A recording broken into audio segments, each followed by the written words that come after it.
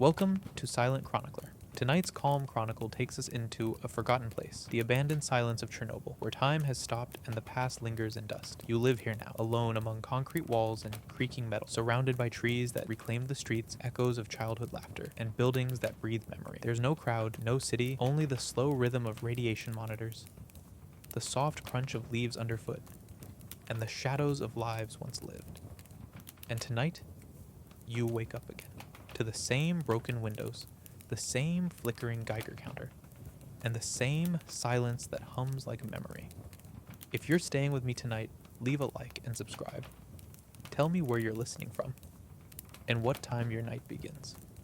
You think you could last here, that it would be a kind of melancholy adventure, that wandering through the bones of Pripyat would be a quiet, haunted meditation on history, not survival, that a day among the ruins would somehow deepen you, sharpen your sense of mortality, of meaning, as if silence were something romantic.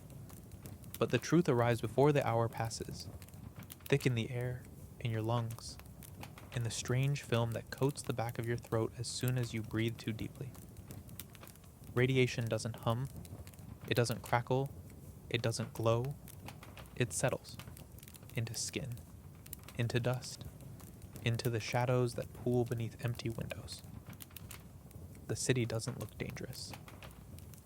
It looks tired, like it's still waiting for everyone to come back, like it hasn't realized they're gone forever. Grass grows through concrete. Trees lean into stairwells.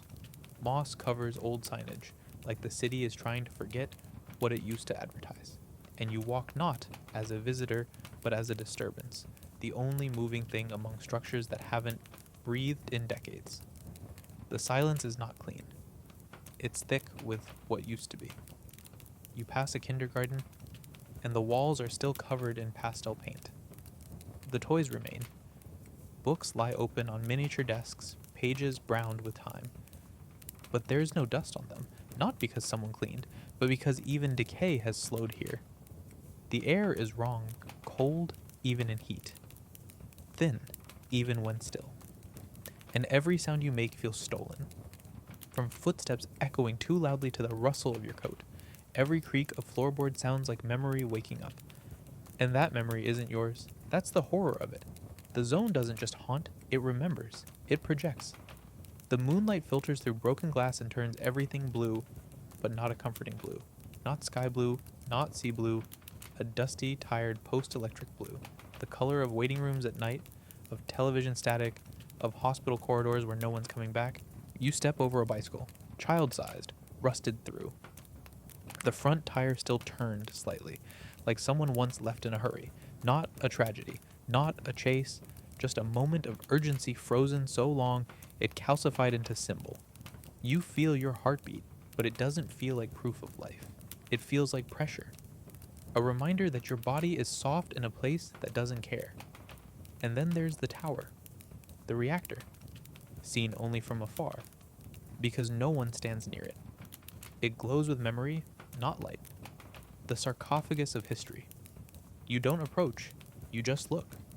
From across the river, from behind the red warning signs, the trees here lean differently, muted, not dead, not alive, suspended, like they've learned how to survive without fully continuing, like you might if you stayed too long. You see the guard once, his figure through yellowed glass, not a soldier, not a scientist. Just a man in a coat, turning dials on a radiometer, listening to a radio that only hums static and sometimes voices from far-off cities where people still argue about nothing. His breath fogs the glass. His eyes are tired, not from fear, from knowing. That nothing here heals, that nothing grows back quite right, that every hour he spends here costs something, and the wages are not paid in money. Night falls, but it doesn't darken. The moon brightens instead, casting sharper shadows between buildings. You no longer look into windows. You no longer open doors. You no longer take photos. You just stand, listen, breathe, shallow. Feel the echo of 1,000 lives folding around you like mist. This isn't a place. It's a silence shaped like loss. And when you finally walk away, you don't feel escape.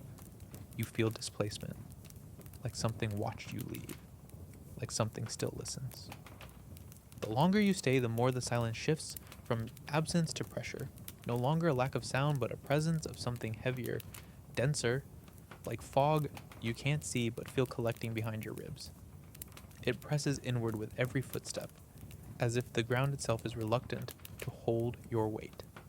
The zone does not welcome, it endures you. The buildings lean without collapsing. The ceilings sag but do not fall. The walls remain standing, barely, as if held up by memory alone. And it's this memory that begins to scrape against the back of your mind. Not your own, but something older, something shared, an imprint left by those who never said goodbye, who assumed they'd return after the weekend, after the warning, after the evacuation that became forever. You turn a corner into an apartment block. The air smells of wet paper and ancient cloth. Wallpaper peels like skin. Doors hang on one hinge. A calendar still shows April 1986. It's not eerie anymore. It's intimate. You're not looking at artifacts. You're walking through pauses in life. A sock crumpled on a bed. A bowl overturned in a sink. A comb lying teeth up on a windowsill. These were not abandoned with panic. They were left mid-motion, frozen not by time, but by system failure. And now, decades later, the room waits for a rhythm that will never resume. Outside, the wind doesn't howl. It whispers. It moves through broken fences, rusted playgrounds, open stairwells. It sounds like breathing. You stop often, not from fear but from awe at how complete the stillness is, how unbroken. No animals, no insects, no crack of branches underfoot. Even the leaves seem to hush themselves as they fall. And somewhere in the distance, a metallic groan, maybe a sign swinging, maybe a piece of scaffolding, shifting slightly in the cold. The sound stretches too long. You realize how far sound travels here, unchallenged by noise, uninterrupted by life. You think again of the guard. You don't know his name. You've only seen him once behind glass, but he's always here, isn't he? Somewhere in the lattice of checkpoints and bunkers and buried sensors, sitting with his tea, his meter, his radio, watching levels drop millimeter by millimeter, knowing they will never drop low enough. Not in his lifetime. Maybe not in anyone's. He doesn't wait for change. He measures the unchanging. His job is to witness, and witnessing is what ties you to this place now. Not observation, not documentation, presence. The rare, uncomfortable art of being still where no one was meant to remain. You could leave, you will, but a part of you won't, because the zone is not just a place on a map. It's a rhythm that stays in the blood, a silence that echoes long after it stops ringing in your ears. And when you step beyond the final gate, when the Geiger counter falls quiet, when the road beneath your boots turns back into asphalt rather than cracked ruin, you won't feel relief. You'll feel displacement. And behind you, Pripyat will continue exactly as it has, listening, waiting, and never asking you to return. And long after your boots no longer touch its soil, long after the dust of Pripyat is no longer in the folds of your clothing, something lingers. Not a souvenir, not a photograph, not even the heavy data from a dosimeter, but a sensation, deep and slow, like a weight resting just behind your sternum. You don't talk about it. Not in casual words, not even to yourself. It's not trauma. It's not fear. It's something colder, something quieter.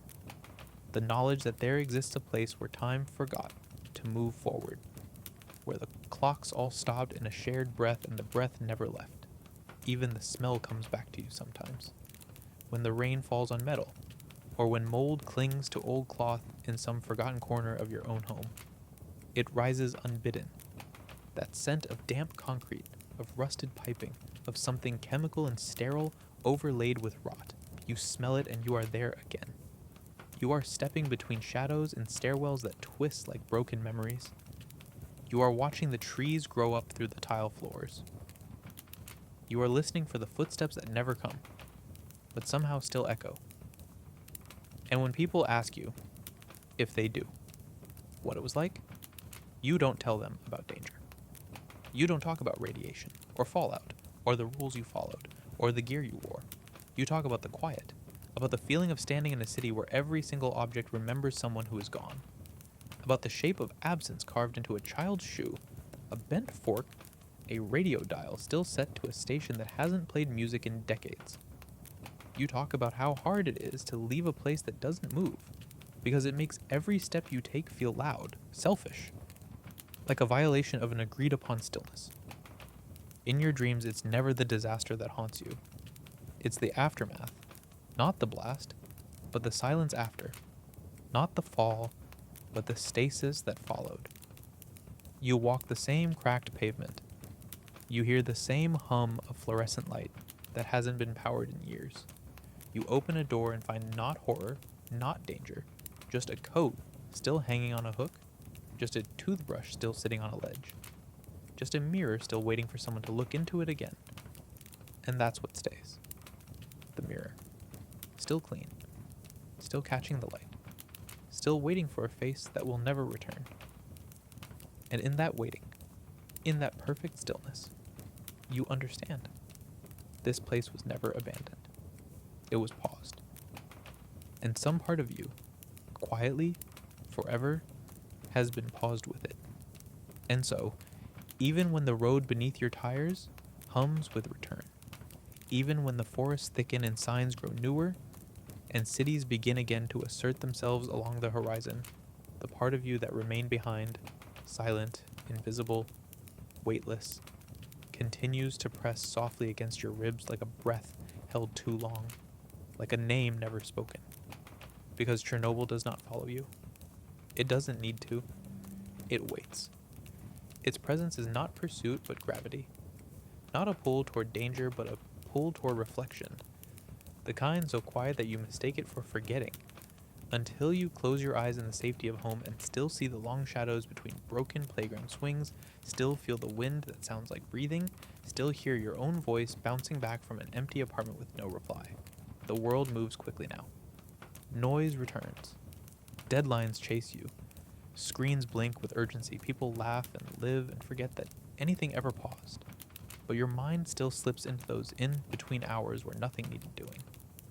Where you stood in the middle of a room untouched since '86 and understood what it meant to be surrounded by silence that had learned patience. Silence that carried weight, not from history but from absence. And maybe that's the truth of it. Not that the zone is dangerous because of its radiation, or eerie because of its ruins, but that it reveals how little of our daily noise is necessary, how fragile our momentum is, how temporary our voices are in places that don't require them to survive. You didn't expect to learn that from broken concrete and quiet wind, but you did. And now it lives in you. When sleep comes again, it brings with it not nightmares, not visions of reactors or alarms or evacuation. It brings stillness, hallways, the soft blue light of a moon filtered through dirty glass, the low click of a Geiger counter forgotten on a windowsill, a city that does not move but remembers. And in your dream, you stop at the edge of a doorway. You look into a room frozen in midlife. You don't enter, you only listen. The air inside seems to hold its breath. You wait, you blink, you exhale. And something inside the silence exhales back. You are not alone, not haunted, not chased, only remembered. And gently, endlessly, held in place. And after that moment, standing in the threshold of a memory that never belonged to you, staring into a quiet that never asked to be witnessed, you find yourself changed in ways you can't articulate, not reshaped, not shattered, just slowed. As though some internal rhythm, once driven by urgency and demand, now paces itself according to breath, shadow, rust, and wind. You carry it forward, not on your back, not in your mind, but in the silence between your thoughts. It colors how you wait, how you listen, how you speak. Every hallway you walk now reminds you of one that was empty. Every closed door echoes with the quiet of ones left open and never closed again. And every voice you hear, on the train, in the market, beside you in passing seems brighter, somehow more fragile, knowing that there is a place in the world where voices stopped and did not return, where laughter was not silence, just stilled, where memory lives not in people, but in the dust that clings to windowsills, in the faded paint of schoolroom walls, in the rusting swing that still moves sometimes, not from wind, but from inertia, the last motion of a vanished childhood. And when the world becomes too loud again, when the cities pulse and the headlines throb and the machinery of living demands too much, you remember the quiet, not as escape, not as fear, as balance, as gravity, as the steady, constant presence of what remains when the noise is gone. You return to it in your thoughts like touching a stone kept warm in your pocket, like whispering a name into your own palm and folding your fingers around it, not to hold, but to keep from disappearing. Chernobyl doesn't need you to carry its story. It carries itself, in trees growing through tile, in the slow disintegration of memory into moss, in the animals that roam with no fear of fence or human. It is not a warning anymore. It is a presence, a threshold, a mirror in which you see not death, but what is left after departure. And the strangest part of it all, the quietest truth, is this. You miss it. Not the place, the silence, because it taught you how to hear. And now, in a world that won't stop talking, that silence is the most honest sound you've ever known. Understood. Now continuing in dense, immersive English with long-form sentence structure. No spacing, no short fragmented lines. No repeated use of and, you, it, or similar at the start of each sentence. Just a slow, layered, introspective descent into post-zone reflection, delivered with emotional gravity and linguistic richness, precisely as you've asked. In the days that followed your exit from the zone, while the outside world resumed its relentless tempo, saturated with trivial urgency and artificial brightness, there began to settle within your body a sensation not of longing, not of fear, but of a hollow density, as if something vast and still had been folded carefully into your chest and now lay dormant, not to be understood, not to be named, but simply carried like radioactive dust that refuses to dislodge from the fibers of memory, embedded not in flesh but in rhythm, manifesting only when the noise around you stumbles, when the city pauses, when conversations falter just long enough for silence to peek through. And in those slivers of stillness, you hear again the wind through bent metal and grass-shrouded courtyards. Feel again the presence of windows that watch too much and stairwells that forgot their names. Each ordinary moment that follows, crossing a street, lifting a glass, standing in a queue beneath fluorescent lights, carries an overlay, a subtle transparency of the zone's textures, where nothing was ever just abandoned, but left in place by time itself. And this haunting is not cinematic, not dramatic, but cellular, written into the pace at which your eyes now move across surfaces, always looking for the dust, for the rust, for the quiet accusation of stillness that no longer feels threatening but correct, as though the rest of the world, in its manic momentum, has misunderstood something essential, something the zone understood in silence, that there is no progress without consequence, no memory without residue, no life untouched by stillness once truly encountered. Even now, in rooms filled with voices, under skies clean and blue and far from the cold, gray hum of Chernobyl's forgotten breath, part of your awareness remains tuned to a frequency that others do not hear, a frequency measured not in sound but in absence, in the echo of children's laughter never completed, in the weight of shoes never reclaimed, in the rooms that wait without aging for lives that will never resume. And it is not sadness that lives there, not grief, but a kind of moral gravity, a pull toward respect, toward reverence, toward the recognition that some silences should not be broken, and some spaces, though uninhabited, are not empty. That is what stays, long after Geiger counters fall silent, long after tour guides recount facts with sterile precision, long after the signs have faded and the roads have blurred into overgrowth. What remains is the echo shaped not by history, but by the moment when you stopped walking, when the world went quiet, and you finally understood that some places are not ruins but altars, not remnants but witnesses, not forgotten but waiting, endlessly, patiently, for someone to see not what was lost but what was left behind on purpose. And the weight of that understanding, slow burning and without edge, lingers not as pain but as shape, an architecture of reflection that builds itself silently in the background of your every hour, redefining what it means to observe, what it means to move through spaces filled not with people, but with echoes of choices, accidents, patterns too vast for one mind to hold. And now even the color of light on your morning floor carries a residue of that place, as if the way shadows form has changed forever, as if the geometry of stillness has etched itself into your perception so deeply that nothing, not even sunlight, arrives innocent anymore, each beam passing through the memory of rooms where time decayed in silence and life retreated into objects, dust-covered mugs, a cracked porcelain sink, a hand-drawn poster of a cartoon bear still tacked to a crumbling wall in a nursery without sound. The silence of the zone is not the absence of sound, but the presence of everything unsaid, of departures that happen too quickly, of questions never asked because there was never time, and in that silence lies a mirror, one that does not reflect faces but decisions, systems, the fragile architecture of certainty undone in one afternoon and left to rot, not just as tragedy, but as instruction, as testament. And it is this mirror that you now carry with you, not in your hands, but in your habits, in the way you no longer speak as quickly, no longer fill every pause, no longer pretend that everything lost must be replaced, because you know now that some ruins teach more than entire cities still standing. The world outside will continue to call Chernobyl an accident, a disaster, a failure of design and oversight and response. And all of that is true, but it is also a shrine, an unintended monument to the permanence of consequence, to the resilience of decay, to the poetry of places that persist in meaning long after their function has died.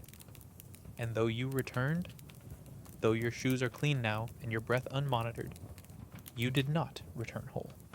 Not because something broke, but because something opened. And that opening is not a wound, it is a threshold. And you stepped through it, and you did not close it behind you.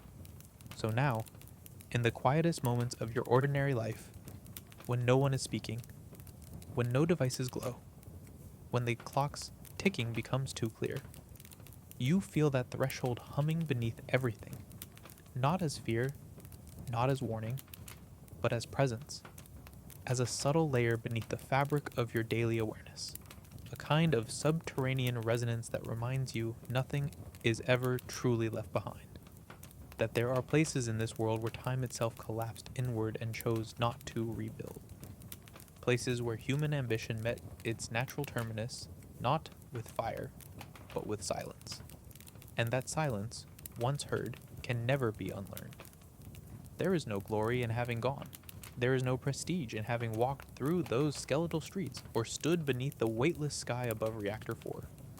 What remains is not a story to tell, but a shape inside you, a new stillness that follows you into crowded rooms and city noise, a recognition that beneath the scaffolding of civilization there runs a quiet, patient truth, that permanence is an illusion, that absence speaks, and that some echoes are more articulate than voices.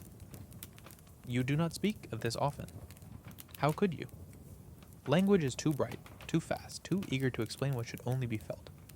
But the stillness guides your hands differently now. Your eyes hold longer. Your decisions slow, not from doubt, but from a strange reverence for slowness itself. You no longer hurry to fill the silence between others. You recognize that space as sacred, as weight-bearing, and perhaps the most unexpected part of this transformation is that it brings not sorrow, not heaviness, but clarity. A thin, unwavering line of calm running through the noise, like a radio frequency no one else hears. Chernobyl has become your monastic chapter, your unwritten scripture, a place you did not choose to revere but have nonetheless internalized, not as mythology, but as atmosphere.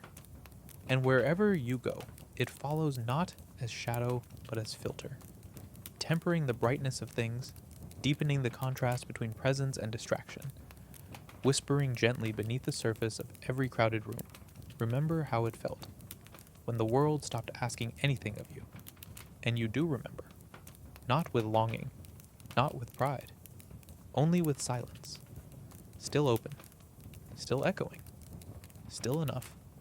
So now, in the aftermath of motion and return, when the world reasserts itself with color and language and noise that once felt familiar but now vibrates against your skin like something slightly misaligned, you move through it with a different pulse, one not shaped by urgency, but by the echo of a place that has no sound, yet speaks constantly through weight and air, and the way dust can seem intentional when left untouched for decades. And as you breathe among people who have never stood in the shadow of a reactor that failed not just as a machine, but as a symbol of belief, you realize that you are no longer part of their pace, not in rejection, not in resentment, but in recognition. Because once you have heard the silence that lives between the cracked pavement and the shattered glass, once you have stood in a room where the furniture still waits for people who will never return, once you have walked past a blackboard still scrawled with lessons, abandoned mid-thought, while the sun streamed indifferently through broken panes of glass, you cannot re-enter the world without carrying that geometry of absence within you, a shape that defines a space between things. Not with sadness, but with precision. And now, even the way you reach for a cup or pause before opening a door is colored by that stillness. It is not trauma, it is architecture, the construction of thought, by exposure to decay, by immersion in time, suspended, and in this architecture, you live differently. You listen more deeply. You speak with the knowledge that every word carries weight. You move with the understanding that every footprint might outlast its purpose because you have seen what remains when everything else has been stripped away, not just objects but intentions. Not just walls but assumptions, and the clarity that emerges from that is not cold, it is luminous, it is the kind of clarity that does not demand action, only attention. And now in everything you do, in the way you respond, in the way you wait, in the way you rest, there is the presence of that place, not as shadow, not as burden, but as the shape of silence itself carried forward without sound, without effort, without end. And when the world around you pulses louder again with its endless declarations, with its glowing screens and overlapping conversations and promises of urgency disguised as necessity, you feel a soft resistance within, not defiance, not isolation, but a kind of internal stillness that remains untouched by the volume, because once your body has stood in rooms where clocks stopped ticking and windows stopped watching and everything that once moved became suspended in quiet attention, you learn to recognize what matters, not by its brightness but by its weight, by the way it lingers when noise has passed. And now each crowded space, each accelerated dialogue, each restless gesture seems to flicker against a backdrop that no one else sees. A vast room of air and memory and dust, where silence teaches you again and again that presence is not performance, and that time is not what the calendar tells you, but what remains when nothing asks for your attention anymore. And so you carry this architecture into your days not as armor but as depth. Every decision shaped not by pressure but by space, by the emptiness that once held so much human momentum now stilled into reverence. And when your hands touch familiar things, doorknobs, books, utensils, clothing, you touch them with a patience that wasn't there before, because you remember how things looked when they were last used, then forgotten. You remember the smallness of life in a kitchen, half unpacked, a television frozen mid-frame, a curtain breathing slightly through a cracked window, and because of that you move through the living world with a kind of soft vigilance, aware not of danger but of meaning, aware of how quickly the present becomes artifact and how every careless motion might be the last trace left behind. And it is this awareness, not loud, not dramatic, but woven into your breath, that becomes the shape of your days, now a rhythm set, not by clocks but by stillness, a way of living, where even your silence speaks with the weight of what you've seen and what will never need to be spoken again. Even in the most mundane moments, in the turning of a faucet, in the folding of fabric, in the way sunlight filters through your kitchen window in late afternoon, you sense the echo of a different kind of time, a time that holds not progress but residue, the gentle accumulation of presence without movement, without goal, without noise, and that echo recalibrates your attention so that every creak in the floor beneath your feet feels not like wear but like memory surfacing. Not yours, but memory embedded in the world itself, in wood, in concrete, in rust, in the quiet texture of spaces allowed to continue existing without interruption. And this is what the zone gave you. Not a history to retell, not a story to pass on, but a tempo to return to when the world grows too fast, too sharp, too performative. And in that return you find not escape but honesty, a form of truth that does not ask to be believed, only witnessed. And so you witness, constantly, quietly, in how you sit with others, in how you wait without filling the air with unnecessary sound, in how you honor pauses rather than fearing them. Because you know now that stillness is not absence. Stillness is the container of all things left unsaid, all things unmade, all things enduring beyond their function. And it is that endurance that shapes you more than anything. The way broken spaces still hold shape. The way forgotten objects still resist being erased. The way silence never forgets what happened inside it.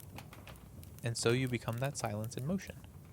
A person who does not rush, a person who listens deeper than language. A person who understands that some kinds of presence cannot be taught, only survived.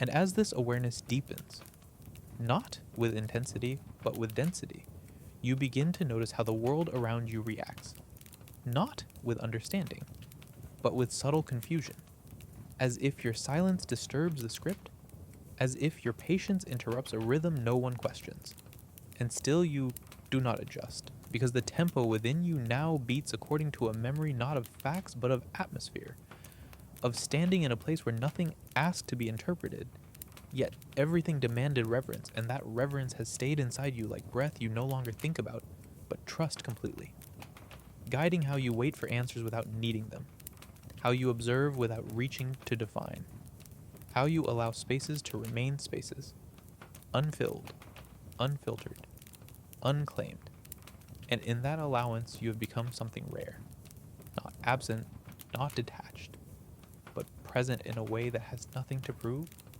nothing to display, only to hold gently, like a light you no longer shine outward but carry inward. Enough to see, enough to know, enough to remember that time is not a schedule but a shadow, not a line but a widening. And you live now in that widening, not at the center of stories but at their echo, not above forgetting but beneath remembering. And with every passing day that echo grows more quiet and more clear, not louder, never louder, because the zone never shouts, it never explains, it never insists, it only waits, it only watches, it only shows what remains when the world withdraws and leaves behind the shape of its breath in dust and concrete, and silence that is not empty but absolute. And that absoluteness has become your anchor, your horizon, your measure for all that claims to matter. And now you no longer measure life by achievement or noise or even movement, but by how deeply it listens, by how gently it remains. So now even in motion you feel rooted, not to a place but to a sensation, one that was never about landscape or language or memory in the traditional sense, but about the quiet weight of recognition that settled over your skin like ash the moment you first stepped into that air, thick not with smoke or sound, but with the density of time, stretched too far without release, and every second spent there rewrote your internal definitions of noise, of waiting, of absence. Because the silence was not empty, it was a field, a volume, a living presence that required nothing yet shaped everything. And it did not ask for interpretation or fear.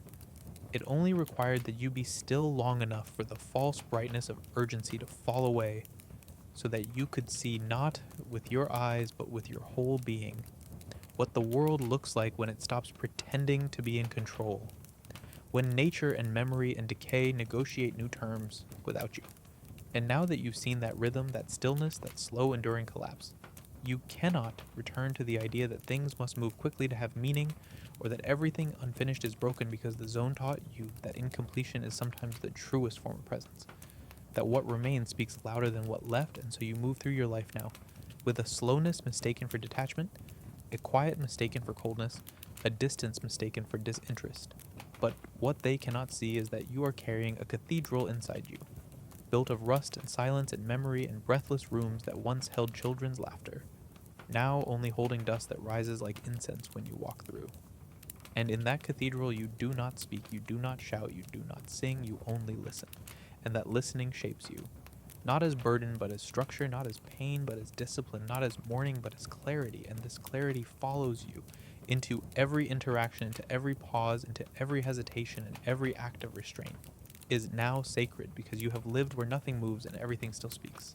And as the days stretch further from your time there, the contrast only sharpens between the pace you now embody and the endless acceleration of the world around you, which seems obsessed with resolution, with output, with movement that goes nowhere fast, while you have learned to sit inside moments as if they are rooms filled with presence instead of noise, rooms where breath can lengthen without fear of being interrupted, where thought can unfold without needing to perform. And in those moments you realize that the zone never needed to be understood, only respected. And that respect has taken root so deeply within you that even your smallest gestures carry it. The way your hand pauses before touching a surface, the way your eyes linger on the forgotten corners of familiar spaces, the way your footsteps soften instinctively on floors that remember too much. And in this, you find a new rhythm, one that does not seek to fill silence but to honor it, one that does not rush to conclusions but dwells in the unfolding. And this rhythm becomes your guide, your compass, your silent companion in a world that no longer feels like home, but like a place to visit gently, to move through with care, to touch without leaving marks. Because you have seen what remains when the marks are all that is left, and you have learned that the most profound presence is one that leaves no trace, only a deepening of the silence that holds everything together. After returning from the zone, the world you once accepted as real begins to reveal itself as something artificial, stretched too thin across too many surfaces, built on a scaffolding of habits and distractions so constant they go unnoticed until you've stood long enough in a place where nothing asks to be noticed, where every object left behind insists on its own gravity without uttering a sound, where silence doesn't represent absence but concentration, density, accumulation of moments suspended so completely in their original form that even air moving through shattered corridors feels like trespass, like breath exhaled into a cathedral of stillness not meant to be disturbed.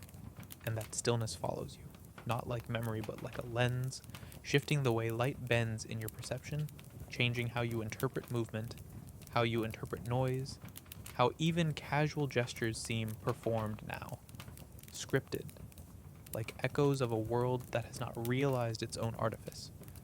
And as this new vision settles into the corners of your behavior, into the pauses between your responses, into the texture of your gaze resting too long on a shadow or a scuff mark on a table, the people around you begin to notice something they cannot name, a slowness that doesn't signal hesitation but precision.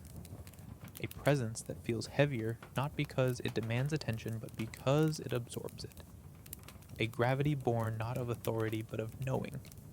And that knowing cannot be shared, cannot be explained, cannot be packaged into anything linear, because it was learned in the suspended breath of a place where nothing moved and yet everything spoke. Spoke not with words but with evidence, with patterns of decay so symmetrical they might have been designed, with the way dust accumulates not randomly but deliberately, tracing outlines of forgotten motion, and once those outlines have been seen, they become permanent, etched not onto the eye but onto the pace of thought itself, onto the timing of how long it takes to reach for a glass, onto the decision to speak or remain silent, onto the weight of standing still without apologizing for stillness, because in the zone, stillness was not retreat, it was revelation. The only true mirror in which the architecture of consequence could be seen not as metaphor but as residue, as ruin not of failure but of presence. Too fragile to sustain its own complexity, and having stood in that ruin, having breathed its air, having felt the pressure of memory settle over your shoulders like dust settling on the windowsill of a child's abandoned bedroom, you cannot return to linear living. You cannot walk through clean streets or sit beneath sterile lights without carrying with you the rhythm of disintegration. Not as a burden, not as trauma, but as orientation, a reconfiguration of how space is understood, how time is experienced, how absence is no longer feared but respected, as the shape truth leaves behind once it stops needing to be spoken. So the clarity that once felt like insight now feels more like architecture, something foundational and inescapable, a framework silently dictating how your thoughts move, not through instruction but through sensation, through weight, through the invisible shifts in atmosphere that tell you when a room contains more than what is visible, more than furniture and walls, more than the noise of current conversation, because now there is a new kind of awareness woven into every glance you offer, into every moment you allow to pass without interruption, a sensitivity to what is unsaid, to what has been lost but not forgotten, to what lingers in spaces without demanding to be named. And it is this awareness that shapes your patience, deepens your silences, expands your capacity to remain still when others grow restless, not as a rejection of movement, but as a recognition of the sacredness that lives in what does not ask for resolution, because you have walked corridors where time curled inward and memory no longer belonged to individuals but to walls, to shadows, to objects too humble to have histories yet too persistent to have vanished. And those objects remain with you, not in physical form but in rhythm, in the timing of breath drawn slowly, in the deliberation of speech given only when necessary. And what others mistake for detachment is nothing of the kind. It is devotion. It is reverence. It is the deliberate practice of not violating the moment by rushing through it. And now even the most routine gestures, tying your laces, folding a garment, reaching to open a door, have become echoes of that stillness, acts performed with an awareness that everything you touch could one day become part of someone else's silence, and this thought doesn't frighten you. It focuses you. It roots you deeper into the knowledge that fragility is not weakness, but witness, that the soft decay of forgotten places teaches more about continuity than any preserved monument ever could. And having seen that, having stood inside that atmosphere and felt the full shape of what remains when all stories are interrupted mid-sentence, you no longer live for conclusion. You live for presence, for weight, for the subtle pressure of being fully here without ask.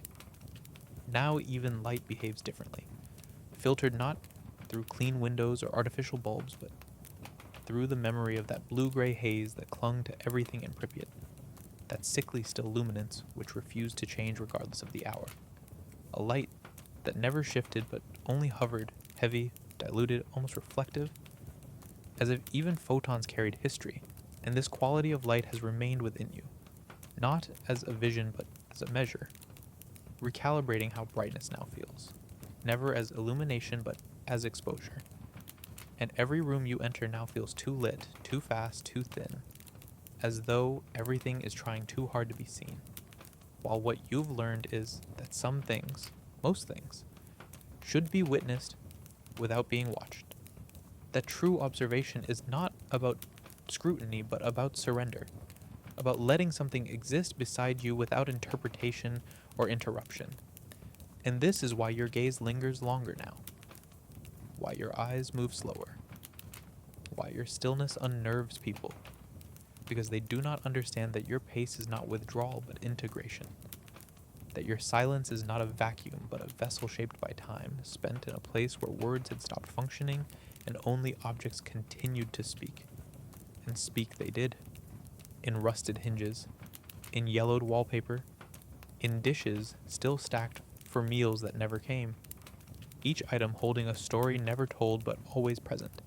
And in absorbing that language, you have lost the need to explain your stillness, because you have found meaning that does not require translation, only presence, only attention so absolute it becomes indistinguishable from love, a love that does not possess or pursue, but remains like a coat still hanging on the wall of an abandoned home, not because it expects its owner to return, but because its shape is part of the space now, and so are you.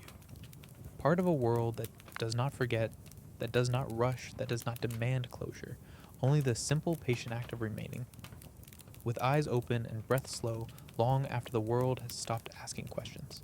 So now every moment you occupy in this new life, whether seated quietly in the corner of a room where no one notices your stillness, or walking alone down streets whose rhythm feels too loud and whose motion feels unanchored, becomes not an escape from the world but a continuation of what the zone has pressed into your interior, like a handprint beneath the skin, a kind of subterranean influence that governs not with rules but with gravity, drawing you toward slowness, toward weight, toward the sacred responsibility of noticing what others have forgotten to see.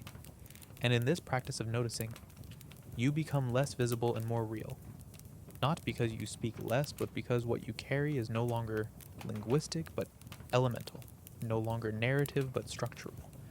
As if you have been hollowed and refilled with silence, not the silence of emptiness, but the silence of density, of volume, of memory so deeply layered that even the air around you behaves differently, wrapping itself in your presence like it recognizes that something has shifted in the order of your attention. And this shift is not something you can explain, not even to yourself, because it was never about understanding. It was about witnessing, and in witnessing without demand. Without effort to interpret or resolve, you've learned the difference between memory and history, between experience and echo, and now even your dreams carry this new geometry. Rooms with no ceilings, staircases that descend but do not end, walls where light pools instead of passing through. And when you wake, there is no confusion, only continuation. Because what began in the abandoned spaces of Pripyat has never stopped unfolding. It has simply embedded itself more deeply into your way of seeing, of waiting, of listening to the world as if everything it says is part of a longer silence you have only just begun to hear. And in this long, uninterrupted hearing, something else begins to take root. Not clarity in the traditional sense, not a sudden realization or philosophical breakthrough, but a slow mineral-like formation within your perception. A deepening of presence so total that even mundane sensations become layered with history. Not personal history, not yours, but the weight of collective memory that clings to objects abandoned before they were ready to let go. Memory that does not ask to be understood but insists on being felt. And so the texture of your days changes, not outwardly, because the world sees only your quieter walk, your slower replies, your soft gaze resting too long on chipped paint or the hum of a refrigerator, but inwardly the structure of thought itself has altered, becoming less about arrival and more about resonance, less about defining experience and more about absorbing it until it reshapes the body that receives it, until you are no longer someone who visits silence, but someone who carries it, who embodies the space between what was said and what was meant, the long space, the heavy one, where everything important lingers. And this is the greatest shift, the realization that you do not need to articulate what changed in you, because what changed is now the vessel through which you articulate everything else, a lens not added but substituted, a rhythm not taught but inherited from the rusted heartbeat of a city that once glowed too brightly and now lies perfectly still. Not dead, not gone, only paused. And that pause lives in you now, as instinct, as method, as the slow, deliberate choice to remain aware long after the signal has faded. Because what that pause revealed was not absence, but refinement.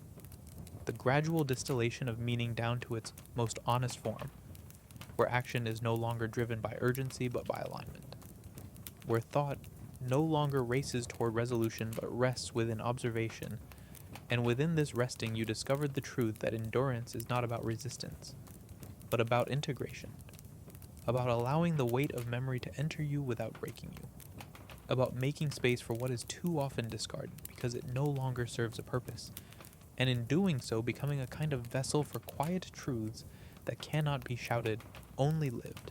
Truths found in the geometry of broken playgrounds, in the rhythm of cracked tile beneath forgotten bathtubs, in the scent of paper slowly decomposing in schoolrooms that once held laughter, in the gentle groan of structures still standing not because they were built to last but because no one has asked them to fall. And now your entire being moves in response to these truths, not in mourning, but in recognition, not with heaviness, but with gravity. Because having stood among the unspoken, among the ruined, among the spaces where time stopped and meaning deepened, you have become something the world does not immediately understand. A listener, not of stories, but of places, of atmospheres, of that strange hum beneath experience that cannot be transcribed but only sensed, and every choice you now make is touched by that listening. Every silence you inhabit becomes a continuation of the one that shaped you, and even in motion, even in noise, even surrounded by people and lights and all the living insistence of modern life, there is a stillness inside you that does not yield, does not bend, does not disappear, because it is no longer memory, it is architecture, and you live within it fully, quietly, endlessly. So even when the noise of the world becomes inescapable, even when schedules tighten around you like machinery designed to keep thought shallow and movement unexamined, that internal architecture holds, quiet and firm beneath the surface, reminding you that not everything must be reacted to. Not every question requires an answer. Not every silence must be broken. Because you have known a silence so complete, so articulate in its weight, that it redefined what it means to witness, what it means to stay, not as a passive observer, but as someone who no longer confuses stillness with weakness, who no longer confuses waiting with inaction.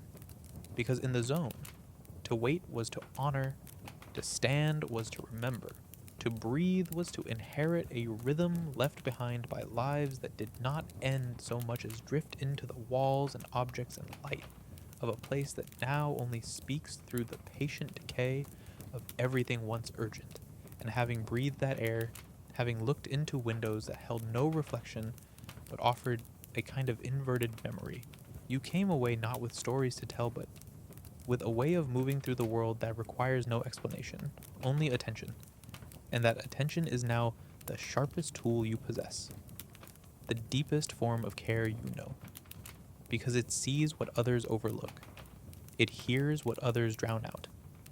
It feels the pressure of time without fleeing it, and this way of being, this quiet alignment with what is usually buried beneath distraction, is not a performance, not a practice. It is simply how you exist now, shaped by stillness, refined by dust, faithful to spaces that no longer speak but continue to hold. And within that holding, you've come to understand that silence, true silence, is not the absence of sound but the presence of memory, concentrated so densely it hums without needing air. A kind of resonance that only those who have dwelled inside stillness long enough can perceive. Not as an echo but as a pulse, slow, consistent, undemanding. The kind of pulse that reorganizes how you measure time, not by hours or deadlines or voices, but by the weight of what remains unspoken between them. The space where thought lingers before it becomes speech. The breath before decision. The pause that no longer feels awkward but necessary, sacred. Because once you have stood in Pripyat, once you have walked through the corridors where history didn't end but simply went quiet, once you have felt the press of air against your skin, in a room where nothing has moved in decades, you no longer believe in urgency the way you once did. You no longer respond out of habit or reflex. You wait. You listen. You choose each gesture as though it matters, because it does, because everything matters when you've seen what happens to a world when it's frozen mid-sentence, when lives are scattered like paper across a floor, when teacups remain half full forever, and the wind that enters through a broken window becomes the only voice still speaking. And now that voice speaks inside you, not in words, not even in thoughts, but in direction, in balance, in the way your footsteps slow just slightly before crossing a threshold, in the way your hand lingers over a light switch, in the way your eyes search a space not for meaning but for presence, the presence of what has endured, of what has learned to speak without needing to be seen, of what continues without applause or attention or promise.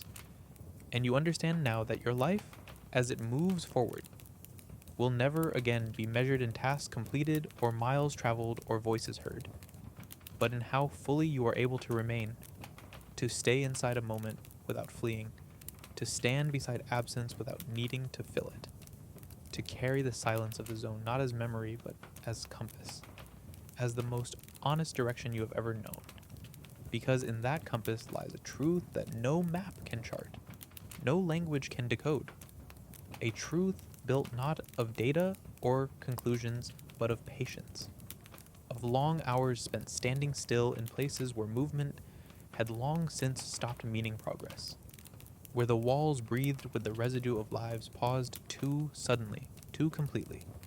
And it is that completeness, that totality of interruption, that has etched itself into the structure of your thought, so that now even decisions that once felt automatic, when to speak, when to reach, when to step, are measured against a silence that taught you more about presence than any conversation ever could.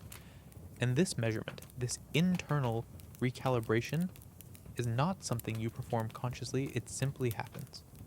Like a heartbeat adjusted to the pressure of deeper air, like a gaze that no longer searches but receives. And as you continue to move through cities and rooms and rituals of the living world, your actions retain the softness of someone who has touched fragility, not as metaphor but as atmosphere.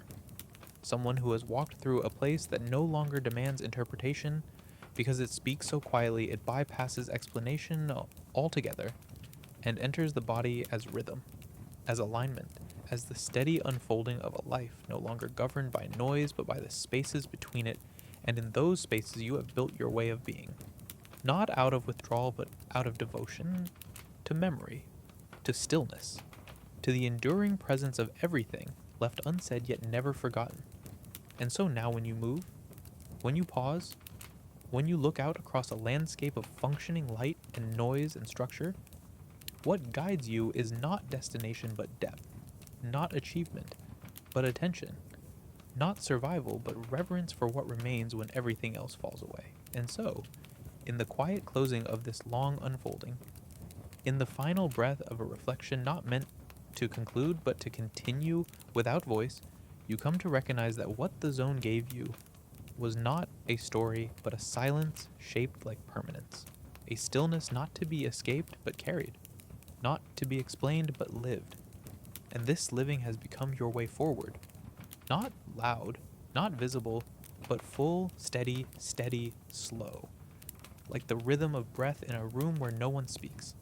Yet everything is heard, where memory drips not in words but in weight, in the pause between steps, in the reverence you now hold for every overlooked thing. And as you move forward, into days that will be louder, into hours that will ask more of your speed than your depth, you will not resist, but you will remain unchanged, because the silence remains within you, the dust remains, the architecture of pause remains. And this is no burden, no wound, but a kind of grace. The gift of having seen what most look away from. The strength of having stood where time held its breath. The wisdom of knowing that meaning does not need to announce itself to be present. That nothing speaks louder than what simply continues, and so do you. Good night. You are not lost. You are listening, and that is enough, and the world to validate it.